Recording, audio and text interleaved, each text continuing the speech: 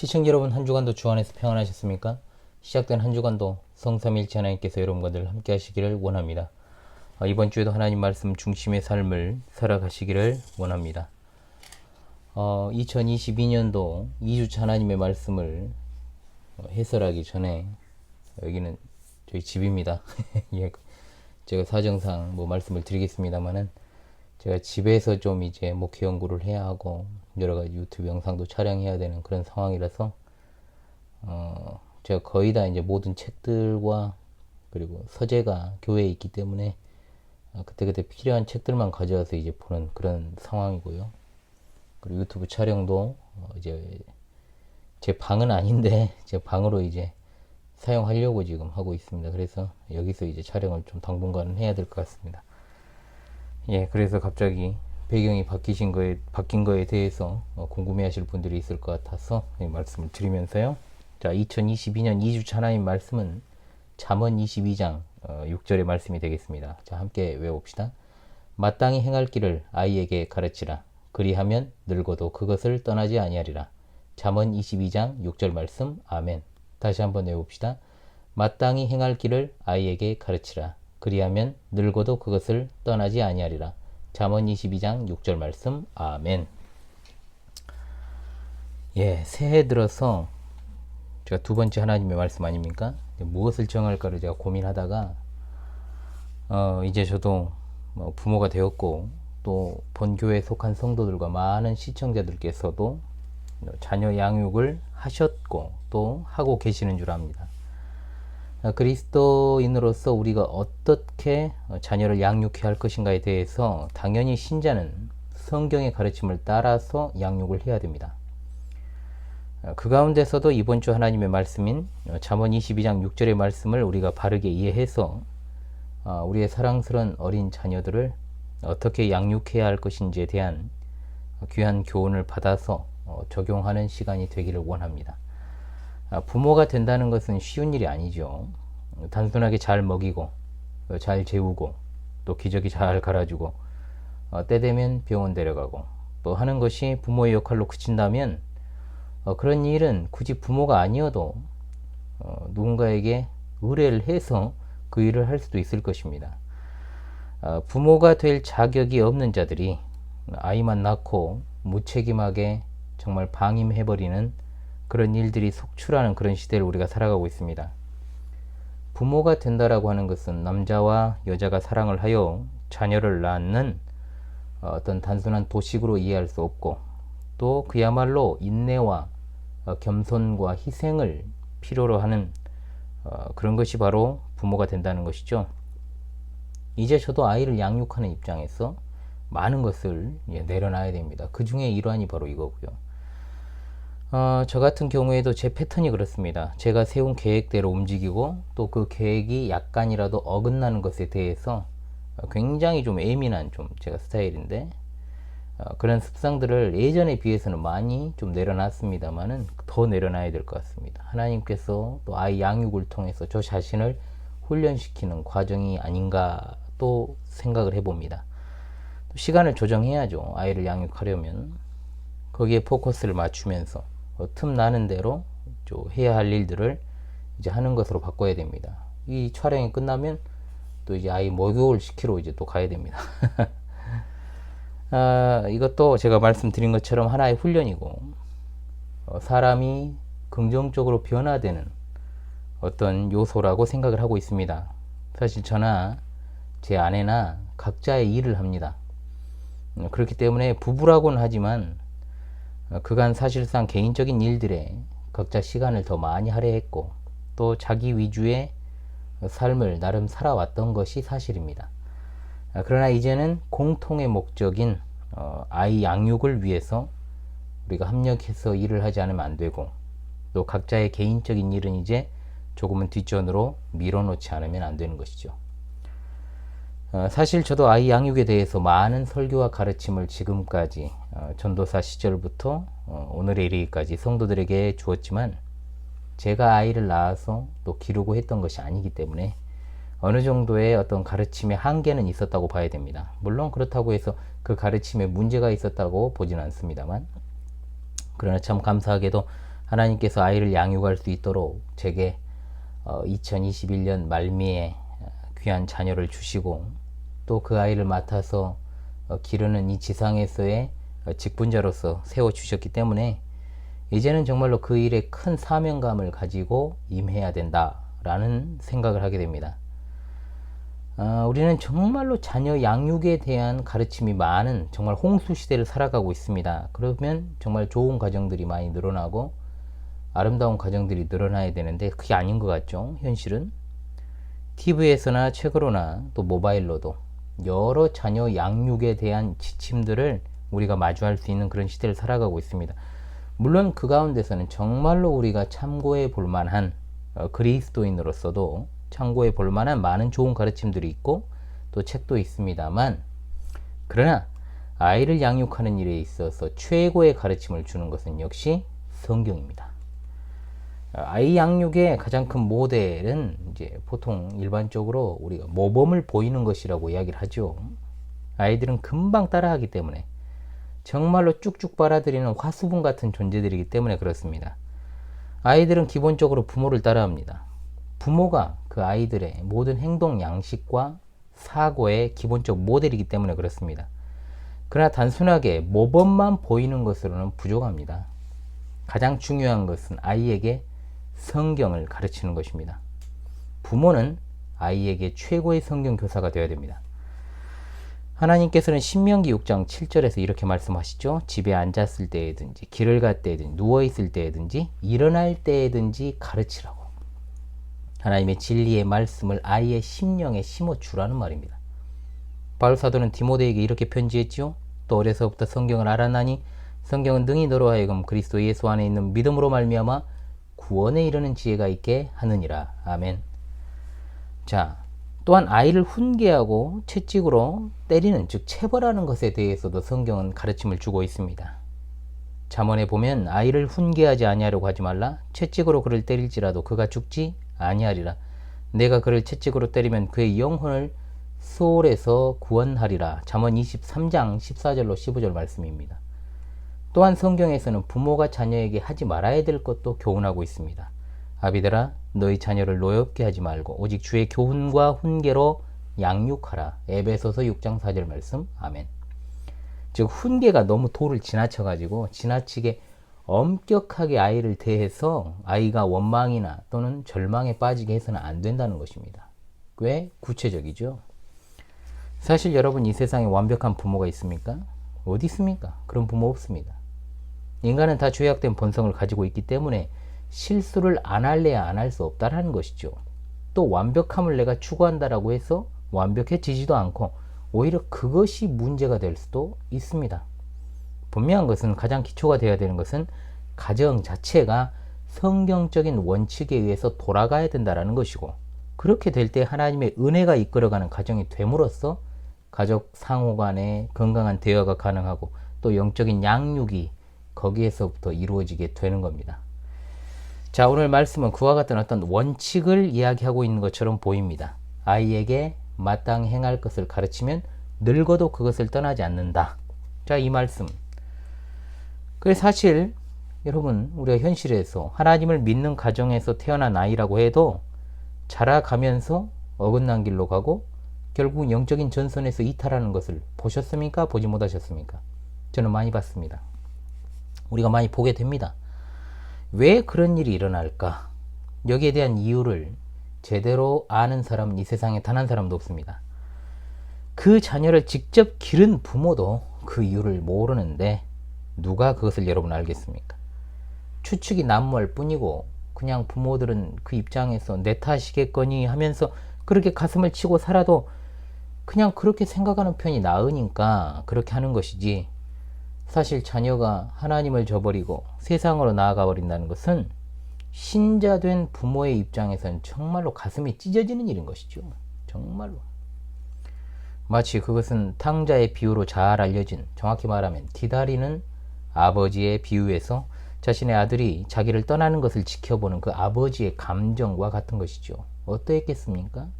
그야말로 심장이 도려지는 것 같은 심정이었을 것입니다. 지금 아무리 그 자식이 정말 막대 먹어가지고 막말을 하고 반항을 한다고 해도 부모 입장에서는 그 자녀가 다시 돌아와만 준다면 원이 없습니다. 기뻐합니다. 어린 시절 말씀으로 양육한 자녀가 중간에 믿음의 전선에서 이탈을 해도 결국 돌아오게 된다라는 식의 어떤 희망 고문, 솔직히 말하면 정신승리에 가까운 그런 생각은 사실 부질없습니다. 그러나 그런 식의 생각을 하게 된 것에 대한 단초를 제공한 것이 오늘 말씀입니다. 언젠가는 돌아온다? 참 이것은 막연한 말씀이죠. 막연한 생각입니다. 여기서 이 잠언 22장 6절에서 말하는 마땅히 행할 길이 무엇인지를 우리가 일단은 좀 정확히 파악하는 것이 중요합니다. 잠언의 전반적인 흐름을 한번 생각해 보겠습니다. 자, 옳은 길과 그릇된 길을 이야기하고 있습니다. 자, 옳은 길은 어떤 길입니까? 지혜로운 자의 길이고, 그릇된 길은 어리석은 자의 길입니다.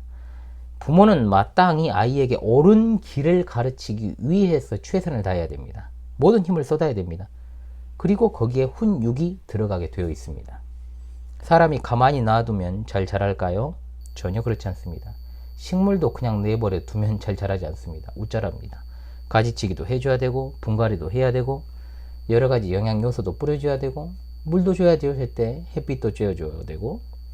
그런데 여러분, 죄악된 본성을 가진 인간이 스스로 알아서 바르게 잘 크고 옳은 길을 갈 것이다 라고 생각하는 것 자체가 여러분 잘못된 것이죠.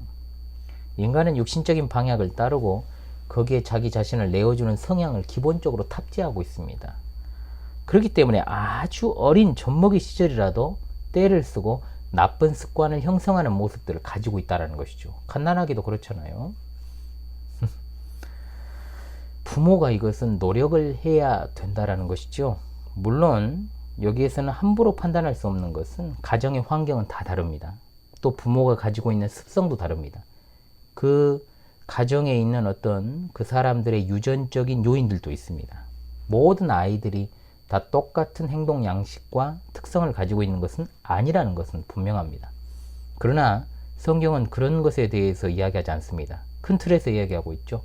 그런 것이 궁금하면, 세세하게 궁금하면 오은영 박사를 찾아가야 되겠죠. 자, 오늘 말씀을 비롯한 잠언 그리고 성경의 전반적인 가르침은 원칙에 대해서 이야기를 합니다. 원리 원칙, 정말로 중요한 것입니다. 우리가 잊지 말아야 됩니다. 즉 이것은 약속된 바가 아니라는 겁니다. 뭔 말이냐? 자녀를 옳은 길로 바르게 지도해도 늙어도 그것에서 떠나지 아니한다? 절대로 옳은 길에서 이탈하지 않는다라는 약속이나 보장을 하고 있는 것은 아니다라는 겁니다. 원리를 분명히 이야기하고 있다는 것이죠. 성경은 우리가 자녀를 마땅히 행할 길, 옳은 길, 지혜의 길로 훈련을 해야 될 것을 촉구하고 있다 이 말입니다. 그 길은 어떤 길입니까? 바로 하나님의 길, 의의 길입니다. 당연히 어려서부터 바른 길을 가르치는 일이 지속적으로 이루어진 아이가 그렇지 않은 아이에 비해서 더 나은 길을 걷게 될 것은 당연한 것입니다. 나이가 들어 어른이 되어도 그 가진 가치관과 기조에서 크게 벗어나지 않는, 말 그대로 우리 속담에 3살 버릇이 여든간다라고 하는 것은 바로 그것을 이야기하는 것이죠. 사람의 그 마음과 정신세계는 사실상 어린 시절에 다 형성이 됩니다. 그리고 아이들은 놀라울 정도로 보고 듣는 것을 모방합니다. 그렇죠? 부모가 경건하면 10중 8구 아이들도 경건한 삶을 지향합니다. 물론 100%는 아닙니다. 100%는 아닙니다. 분명합니다. 그럼에도 불구하고 부모가 자녀를 경건하게, 건전하게 교훈하고 훈육하는 가정문화를 이끌어 간다면 100%는 아닐지라도 그래도 어른이 되었어도 아이는 건전한 사고방식을 살아가는 어른이 될 것입니다. 그러나 현실에서 특히 21세기에 어떤 그렇게 자녀를 양육하는 그리스도인 부모를 찾기가 어렵습니다. 일단 그리스도인도 제대로 찾기가 어려운 세상 아닙니까? 아이가 고개만 가눌 정도만 되어도 스마트폰을 켜서 보여주고 있습니다. 유모차에다가 손에 무언가를 쥘 수 있는 상태가 되면 스마트폰 지워줘서 쳐다보게 합니다. 왜? 자기 편하려고. 이해 못하는 바는 아닙니다. 얼마나 힘들면 그렇겠습니까? 그러나 그것이 어떤 스마트폰의 그 화면에 나오는 내용이 유익한 내용이든 아니면 정말로 좋은 나쁜 내용이든 상관없이 절대로 그런 방식으로는 아이가 제대로 자랄 수 없습니다. 바르게 자랄 수 없다는 것이죠. 부모의 행동을 눈으로 보고 부모의 음성을 들으면서 양육을 받는 것과 어떤 부모가 아닌 매체를 통해서 오감을 자극하는 영상, 그럼 그 매체, 영상, 스마트폰이 그 아이의 부모인 것이지 더 이상 부모는 그냥 밥 주는 도구일 뿐인 거예요. 그렇지 않습니까? 같을 수가 없죠. 이 매체에 의해서 길러진 아이들과 부모의 육성과 그리고 음성을 들으면서 부모를 보면서 양육을 받은 아이들, 같을 수가 없습니다. 저희 집에는 TV가 없습니다. TV 안 키웁니다. 자, 왜냐? 이미 손에 바보 상자 하나씩을 들고 다니는 시대 아닙니까? 저 어린 시절에는 정말 TV는 바보 상자라는 공익 광고도 있었습니다. 사람들이 정말로 이걸 심각하게 생각을 해야 됩니다. TV는 대화를 단절시키는 기능을 합니다. 사람은 서로 아이 컨택을 하고 대화를 해야죠. 그렇지 않습니까? 사람들이 종이책을 안 읽습니다. 그 이유가 뭐라고 생각하십니까? 물론 한국 민족의 반지성주의적 경향도 있지만 분명한 것은 눈만 즐겁게 하는 일에 너무나도 익숙해져 버린 것입니다. 스마트폰으로 무언가를 검색해서 바로바로 단편적인 어떤 정보를 캐내버리는 것에 익숙해져 있기 때문에 그것이 옳은지 그른지 바르게 비판하고 판단하는 사고방식도 잊어버린 겁니다. 잃어버렸죠. 책을 통해서 공부하고 사고하는 방법을 잃어버린 겁니다. 정상적인 모습이라고 볼 수가 없는 것이죠. 그게 어린 시절부터 형성이 된 겁니다. 왜 아이들이 책을 안 보겠습니까? 아이 양육의 원칙을 잃어버리면 안 됩니다. 여러분, 신자들은 성경을 가르쳐야 됩니다. 성경. 그것은 크게 두 가지입니다. 무엇을 가르치냐고도 물어볼 거 아닙니까? 두 가지입니다. 십계명. 십계명을 그러니까 그냥 가르치면 안 됩니다. 십계명의 서문부터. 서문, 나는 너를 애굽 땅 종되었던 집에서 인도해낸 내 하나님 여호와니라. 이 의미도 바르게 설명을 해주면서 또 예수님께서 이 십계명을 요약해서 하신 말씀이 있지 않습니까?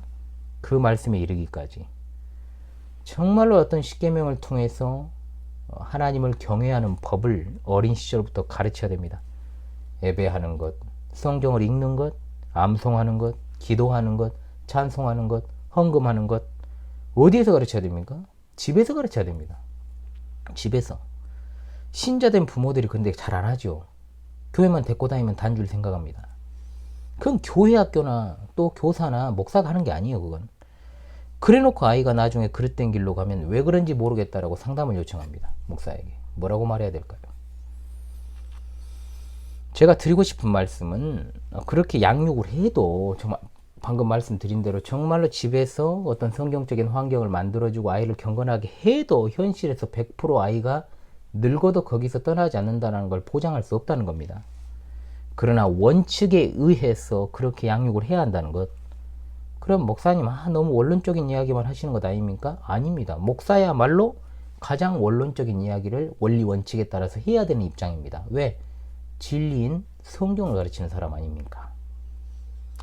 자, 그리고 나서 결과가 좋지 않았을 경우에 여러 가지를 생각해보고 기도하고 또 하나님의 뜻을 구하는 것이죠. 자, 그리스도인의 윤리교육. 자, 그것은 어디에서부터 시작합니까? 하나님을 사랑하는 것에서부터 시작을 하는 겁니다. 하나님을 경외하는 법부터 시작을 해야 됩니다. 그리고 나서 부모 공경의 계명으로부터 쭉 나오지 않습니까? 자, 중요한 것이죠. 그렇지 않으면 세상적인 도덕교육하고 다를 게 무엇이겠습니까? 착하게 살면 복을 받는다가 아니지 않습니까?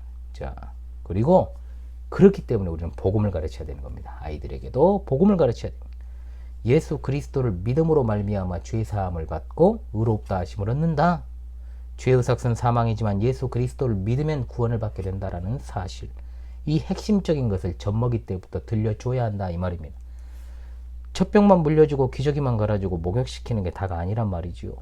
그리고 어느 정도 말을 알아듣고 이제 말을 하게 되잖아요. 조금씩 옹알이도 하게 되고 그러면 더 세부적으로 기도도 소리내서 잘 들을 수 있게 또렷하게 들려줘야 되고 무릎을 꿇고 기도하는 모습도 보여주고 또 자녀를 위해서 주야로 기도하면서 점진적으로 이 아이를 잘 양육해 나가야 된다 이 말입니다. 물론 현대사회의 구조적인 문제로 인해서 맞벌이 가정이 늘면서 자녀를 보육시설에 맡길 수밖에 없는 그런 어떤 사회 구조적인 문제도 사실입니다만, 그럼에도 불구하고 원리를 이야기해야 되잖아요. 원칙은 자녀 양육은 누구에게 달려있다? 부모의 손에 달려있다는 원칙은 변함이 없습니다. 특히 신자의 자녀를 양육하는 것은 더욱 그러합니다. 아무리 그리스도인이 원감이 이제 운영하는 어떤 보육시설에 아이를 보낸다라고 해서 그것이 아이가 그리스도인으로서 자라는데 도움이 될 것이라는 생각은 접는 게 좋습니다. 그런 생각 너무 막연한 거예요. 하나님이 지상에서 부모를 왜 세우셨습니까? 아이를 왜 주셨습니까? 부모에게? 그 아이를 양육하고 책임지는 직분자로 세우신 것입니다. 가정에서 그 직분을 감당을 하지 못하는데 어디에서 도대체 그 직분을 대신 감당해 줄 수 있단 말입니까? 그런 일은 없어요. 그렇기 때문에 그 일을 하지 않으면 가정에서 이처럼 믿음이 갈수록 상실되는 시대에 어떻게 자라나는 세대들이 하나님을 경외하는 자로 클 수 있겠습니까? 완벽하라는 것이 아닙니다. 그래도 성경적인 원칙에 따라서 가정을 이끌어 가야 된다 이 말이죠. 여러분, 이 나라 부모들이 정말 교육열이 어마어마하지 않습니까? 그런데 사실 그 교육열이라는 것이 아이를 살리는 교육열입니까? 그냥 입시 경쟁에서 살아남기 위한 교육열 아닙니까? 남이 하니까 나도 해야 한다는 아주 저급한 사고 아닙니까? 내가 그렇게 못했으니, 난 그렇게 못 자랐으니, 넌 많이 배우고 넌 잘 돼야 된다. 그런 식으로 아이 인생에 자기 자신을 투영시켜가지고 만족을 얻고자 하면 아닙니까? 자녀가 혹시 부모의 자기 실현의 수단이 아닌가요? 그렇게 키우고 싶은 건 아니냔 말이죠. 그것이 많이 가진 자든 적게 가진 자든 상관없이 혹시라도 그런 생각을 투영시켜서 아이를 내 방식대로 키우고 싶은 생각을 하지 않았냐는 말입니다. 신자건 불신자건 간에 엄청난 사교육비에 비용을 투입하고 있지 않습니까? 이 나라가 문제인 거죠. 이건 정부적인 차원에서 이건 해결해야 될 문제지만 엄청난 사교육비를 투입하고 또 자녀가 해달라고 하면 다 해주는 것이 정말로 그것이 자녀를 사랑하는 것일까요? 정말로 자녀를 사랑한다면요, 성경을 가르치십시오. 성경을. 정말로 자녀가 잘 되기를 바라십니까? 성경을 가르치십시오. 여러분, 우리는 가장 소중한 사람에게 가장 소중한 것을 주지 않습니까? 여러분, 자녀가 가장 소중하지 않습니까? 이 세상에서. 그러면 당연히 가장 소중한 하나님의 말씀을 자녀에게 줘야지요. 소중하게 생각한다면서 가장 소중한 성경을 주지 않는다? 그것은 당신이 성경을 가장 소중하게 여기지 않기 때문인 것입니다. 어리면 어릴수록 좋습니다. 진짜 그렇습니다. 어리면 어릴수록 좋아요. 그러면 그때가 좀 지나버렸어요. 낙심하지 마십시오. 성경을 가르치십시오. 마지막 시대 최후의 보루는 가정입니다. 가정이 피난처고요. 가정이 작은 교회가 돼야 됩니다. 그런데 부모가 예배당을 한 발짝만 벗어나면 아무것도 아닌 신앙 가지고 있어요. 목회자에 절대적으로 의존하는 신앙 가지고 있어요. 그러면 그것은 무엇입니까? 자기 스스로 신앙을 지켜나갈 자생력이 없습니다. 지구력도 없습니다. 분별력도 없습니다. 어떻게 되겠습니까? 그러면 한마디로 말하면 내가 공부를 해야 하는 겁니다.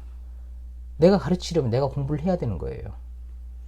부모된 이는 자녀를 주의 교훈과 훈계로 가르치라는 하나님의 명령을 수행하기 위해서라도 내가 성경을 열심히 읽고 부지런히 공부를 해야 됩니다. 부모가 이것을 등한시한다라는 것은 직무유기입니다. 직분에 대한 직무유기.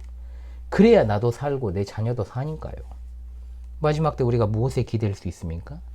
오직 믿음밖에 없습니다, 여러분. 오직 믿음밖에. 세상을 다 가지면 뭐합니까? 믿음을 잃어버리면 아무 소용없습니다. 자녀가 좋은 대학 가면 뭐합니까? 믿음을 잃어버리면 아무런 의미가 없습니다. 우리의 평생의 목적은 하나님을 절대로 떠나지 않는 것입니다. 절대로 하나님을 떠나지 않는 자녀들이 될 수 있게 마땅히 행할 길, 옳은 길, 지혜로운 길, 바로 성경이 가르치는 하나님을 경외하는 길을 가르쳐야 될 줄로 믿습니다. 그리고 늦은 때라는 건 없어요. 자녀가 다 커버렸는데요, 괜찮습니다. 괜찮습니다. 그러면 자녀가 장성해서 내 말을 들어먹지 않는다. 말로 안 하면 됩니다. 그런데 자꾸 말로 하려고 그래요. 안 되죠, 당연히. 자녀는요, 자녀 교육의 원칙은 어려서나 커서나 부모는 말이 아닌 행동으로 보여줘야 되는 겁니다. 부모가 한때 정말 소시적에 잘못된 길을 걸어갔을 수 있습니다. 믿음의 전선에서 이탈해 있었을 수도 있습니다. 세상으로 나아가서 그릇된 길로 행할 때가 있을 수 있습니다. 그러나 이제라도 바른 길을 걸어가면서 자신의 변화된 모습을 자녀에게 아무리 장성했다고 할지라도 보여주면 되는 겁니다. 보여주면 돼요. 그러면 자녀는 나이에 상관없이 그것을 보고 깨닫는 것이 있게 됩니다. 분명합니다. 늦었다고 생각하지 마십시오. 지금이라도 부모된 이가 변하면 됩니다. 그러므로 부모님들이여 주 안에서 소망을 가지십시오. 소망을 가지십시오. 신앙의 본을 보여주십시오. 신앙의 본을. 불신자와 다를 것도 없는 이기적인 태도 이런 것도 버리고 진정으로 자녀를 사랑한다면 육적인 관심보다는 영적인 관심을 더 쏟아서 기도하고 신앙생활의 모본을 보여야 된다 이 말입니다. 이 영상을 시청하시는 젊은 부모님이든 중년 부모님이든 나는 이제 천국 갈 날 얼마 안 남은 아니에요. 노년 부모님이든 상관없이 여러분의 일은 끝나지 않았어요. 안 끝났어요. 끝나지 않았습니다. 계속해서 신앙의 본을 자녀에게 보이십시오. 마땅히 행할 길을 행동으로 삶으로 보여주시길 바랍니다. 아멘 한번 해보십시오. 안 들리지만 이 험악하고 혼탁한 세상 자녀들의 미래를 생각하면 정말 눈물이 앞을 가리죠. 그렇지 않습니까 여러분? 이 혼탁하고 이 험악한 세상. 하지만 그리스도인은 언제나 오늘 지금 이 순간에 최선을 다하면 됩니다. 왜냐? 언제나 결과는 우리에게 달린 것이 아니라 하나님께서 내려주시고 하나님의 손길에 달려있기 때문입니다. 자, 이 사실을 여러분 잘 기억하시면서요. 다시금 이번 주 하나님 말씀을 외우면서 이번 주 하나님 말씀에 대한 해설을 마치겠습니다. 여러분의 가정이 성경적인 원칙에 의해 돌아가는 아름다운 경건의 가정이 될 수 있기를 바랍니다. 마땅히 행할 길을 아이에게 가르치라. 그리하면 늙어도 그것을 떠나지 아니하리라. 잠언 22장 6절 말씀. 할렐루야. 아멘.